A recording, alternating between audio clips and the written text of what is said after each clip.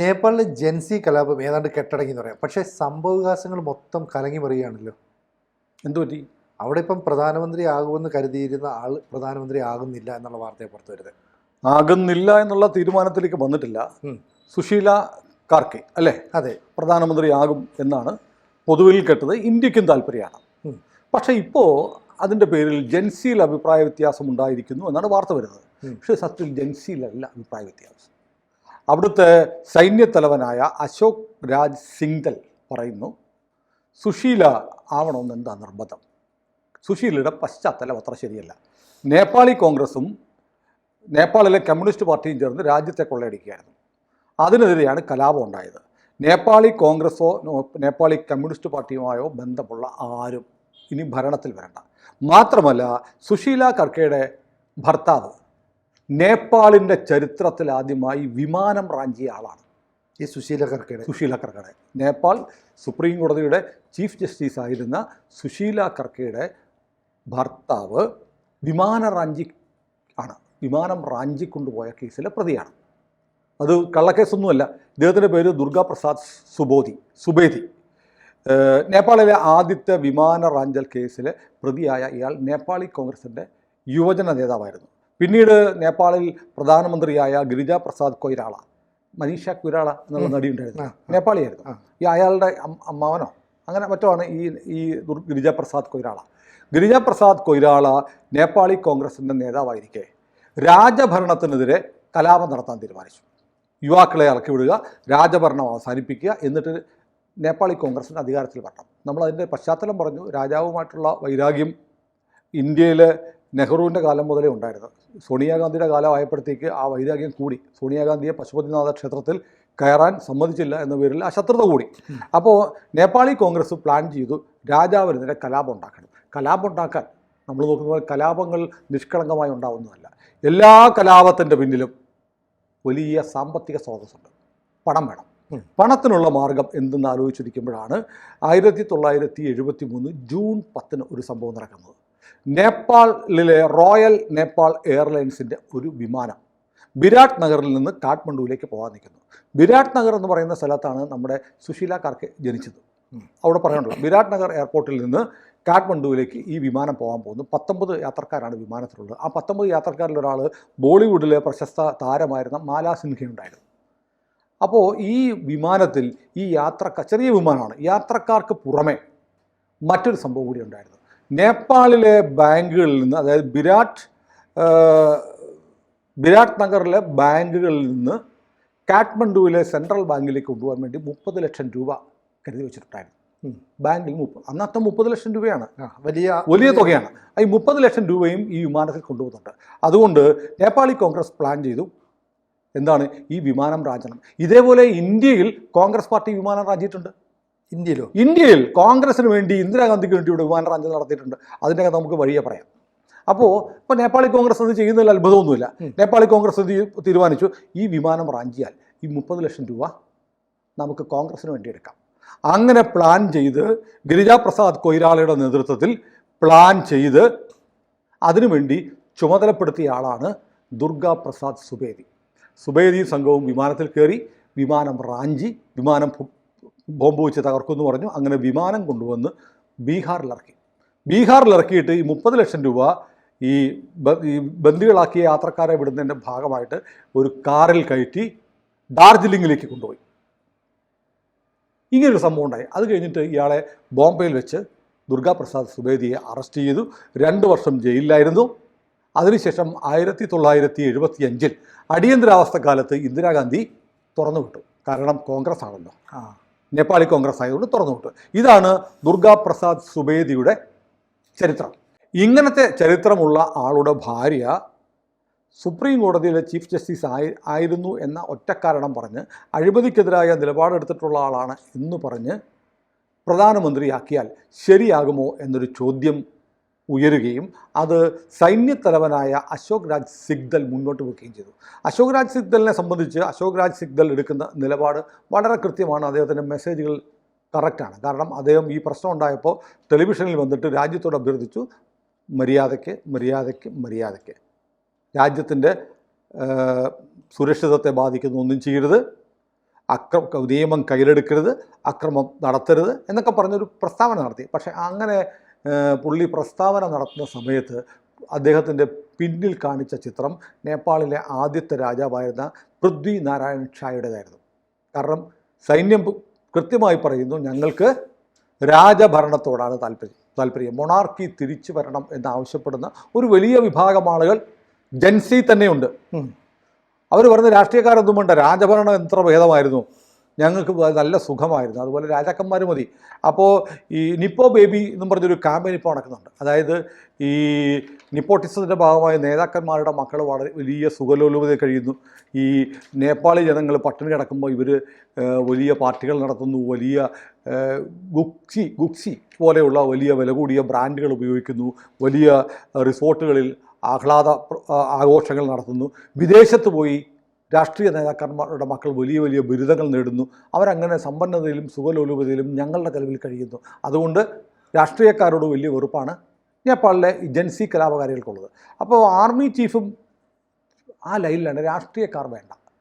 അങ്ങനെ വരുമ്പോൾ സുശീല കാർക്കെയുടെ നിലപാട് ഇത്തിരി പരിങ്ങലിലാണെന്ന് പറയാം. പക്ഷേ ഇന്ത്യക്ക് ഈ രണ്ടുപേരോടും താല്പര്യമുണ്ട്. ഏത് രണ്ടുപേരും? രണ്ടാമത്തെ പേര് ഞാൻ പറഞ്ഞില്ല.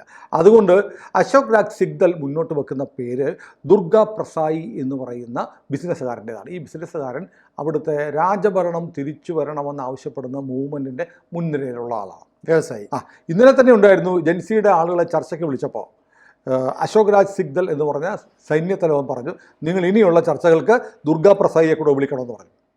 അപ്പോൾ ദുർഗാ പ്രസായിയുടെ പേര് ഇങ്ങനെ പ്രധാനമന്ത്രിയാകാനായിട്ട് സൈന്യം നിർദ്ദേശിക്കുന്നത്. ഇതൊന്നും പെർമനൻ്റ് ഒന്നുമല്ല, ഇടക്കാല പ്രധാനമന്ത്രിയാണ്. ആ പ്രധാനമന്ത്രിയുടെ നേതൃത്വത്തിൽ തെരഞ്ഞെടുപ്പ് നടത്തിയിട്ട് ഭാവി തീരുമാനിക്കാമെന്നാണ് വ്യവസ്ഥ. പക്ഷേ അതിലേക്ക് എത്തുന്നില്ല. അപ്പോൾ ജൻസി മുന്നോട്ട് വെക്കുന്ന രണ്ട് കാര്യങ്ങൾ: ഒന്ന്, ഈ നിലവിലുള്ള പാർലമെൻറ്റ് പിരിച്ചുവിടണം, ഭരണഘടന അസ്ഥിരപ്പെടുത്തരുത്, ഭരണഘടന വേണം. ഈ ഭരണഘടനയിൽ പക്ഷേ ഭരണഘടനയിൽ ചില ഭേദഗതികൾ വേണമെന്ന് പറയുന്നുണ്ട്. ഈ ഭേദഗതി എന്താണെന്നുള്ള കാര്യങ്ങൾ നമ്മുടെ മാധ്യമങ്ങൾ പറയുന്നില്ല. ജൻസയിലെ പ്രബലമായ വിഭാഗം പറയുന്നത് ഈ ഭരണഘടനാ ഭേദഗതി നടത്തിയിട്ട് രാജഭരണം തിരിച്ചു കൊണ്ടുവരണം എന്നാവശ്യപ്പെടുന്ന ഒരു പ്രബല വിഭാഗം ജൻസി കലാപകാരികളുടെ കൂടെയുണ്ട്. അപ്പോൾ ഏതായാലും രാജാവിന് അനുകൂലമായിട്ടുള്ള ഒരു മൊമെൻറ്റം കാര്യമായി നേപ്പാളിലുണ്ടായി വരിക. സൈന്യം അതിൻ്റെ കൂടെയാണ്. സത്യത്തിൽ ഇതിനകത്ത് ഒരു പ്രധാനപ്പെട്ട കാര്യം, ഈ 2 ആഴ്ച മുമ്പ് നമ്മുടെ റോയുടെ ഒരു ഏജൻറ്റിൻ്റെ ഒരു വെളിപ്പെടുത്തൽ ചില മാധ്യമങ്ങൾ വന്നിരുന്നു. സെപ്റ്റംബർ 6, 7, 8 തീയതികളിലായിട്ട് നേപ്പാളിൽ വലിയൊരു കലാപം ഉണ്ടാകും. ആ കലാപത്തിലൂടെ സർക്കാർ വീഴും എന്ന് മാത്രമല്ല, നേപ്പാളിലെ നിലവിലുള്ള സ്ഥിതികൾക്ക് മാറ്റമുണ്ടാവാനും സാധ്യതയുണ്ട് എന്ന തരത്തിൽ ഒരു റോയുടെ ഒരു പ്രതികരണം വന്നതായി ചില മാധ്യമങ്ങൾ റിപ്പോർട്ട് ചെയ്യുന്നുണ്ട്. ഏതായാലും ഈ അവിടെ നേപ്പാളിൽ നടക്കുന്ന കാര്യങ്ങൾ ഇന്ത്യക്ക് വളരെ മുമ്പേ അറിയാമായിരുന്നു എന്ന് വ്യക്തം. കാരണം നമ്മളെ സംബന്ധിച്ച് ഏറ്റവും തന്ത്രപ്രധാനമായ ഒരു രാജ്യമാണ് നേപ്പാൾ. നമുക്ക് വലിയ ബന്ധങ്ങളുണ്ട്. നമ്മുടെ പട്ടാളത്തിൽ പോലും നേപ്പാളിൽ നിന്നുള്ള ഗൂർഖകളുണ്ട്.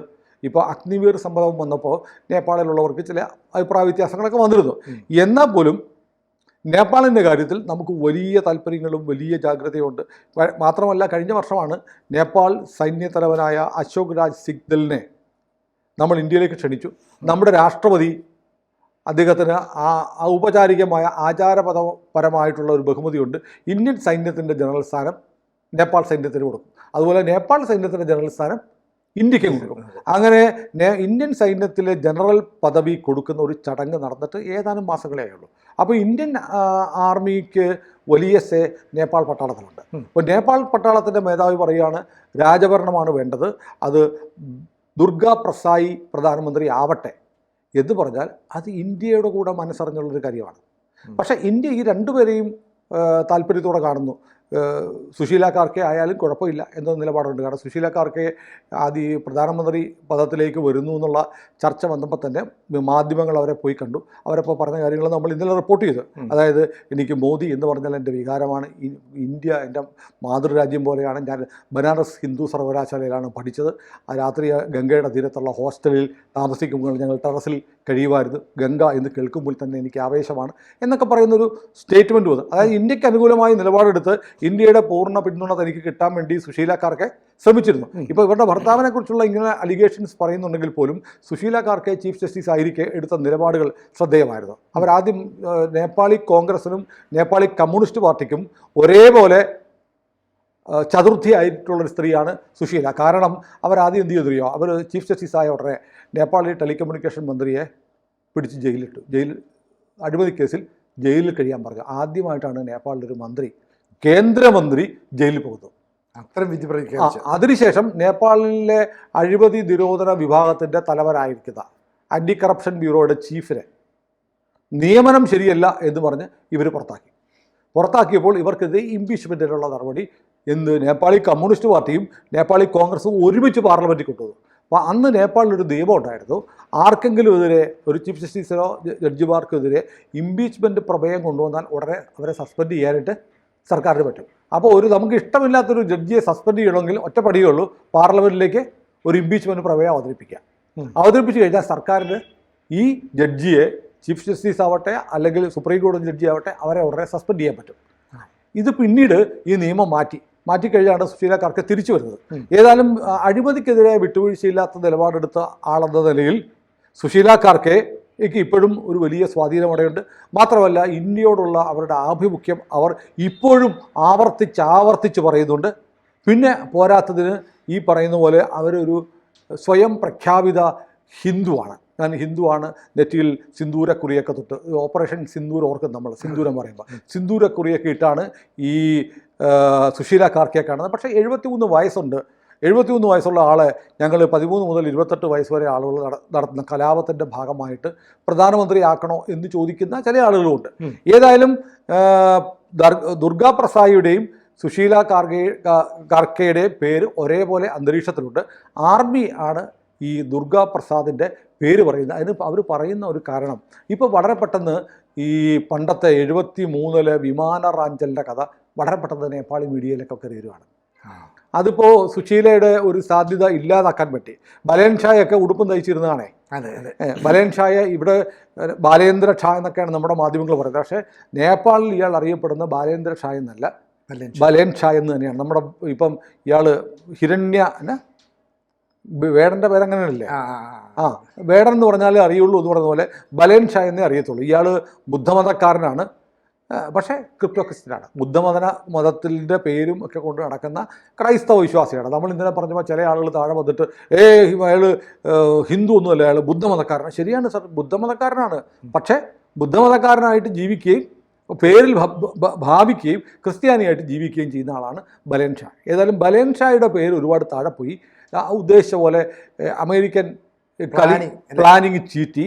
അപ്പോൾ ഏതായാലും ദുർഗാ പ്രസാദ് സുബേദി നേപ്പാളിൽ വിമാനം റാഞ്ചിയ ആളാണ്, നേപ്പാളി കോൺഗ്രസുമായി ബന്ധമുണ്ടായിരുന്നു എന്ന പേരിലാണ് സുശീല കാർക്കെയുടെ പേരിന് ഇപ്പോൾ ഒരു ചെറിയ ഉടവ് വന്നിരിക്കുന്നത്. പക്ഷേ സുശീല കാർക്കെയ്ക്ക് പകരം ദുർഗാ പ്രസാദ് വന്നാലും ഇന്ത്യ ഹാപ്പിയാണ്. കാരണം അത് നേപ്പാളി പട്ടാളത്തിൻ്റെ നിർദ്ദേശമാണ്. നേപ്പാളി പട്ടാളത്തിൻ്റെ നിർദ്ദേശം എന്ന് പറഞ്ഞാൽ അതിനകത്ത് ഇന്ത്യൻ പട്ടാളത്തിൻ്റെ, ഇന്ത്യൻ സൈന്യത്തിൻ്റെ, ഇന്ത്യൻ ഭരണകൂടത്തിൻ്റെ ഒരിടപെടൽ ഉണ്ട് എന്ന് ആരെങ്കിലും പറഞ്ഞാൽ അത് കള്ളമാവാനും തരവില്ല. കൂടുതൽ വാർത്തകളും വിശേഷങ്ങളും നിങ്ങളിലേക്ക് എത്താൻ ABC മലയാളം സബ്സ്ക്രൈബ് ചെയ്യുക, ബെൽബട്ടനും അമർത്തുക.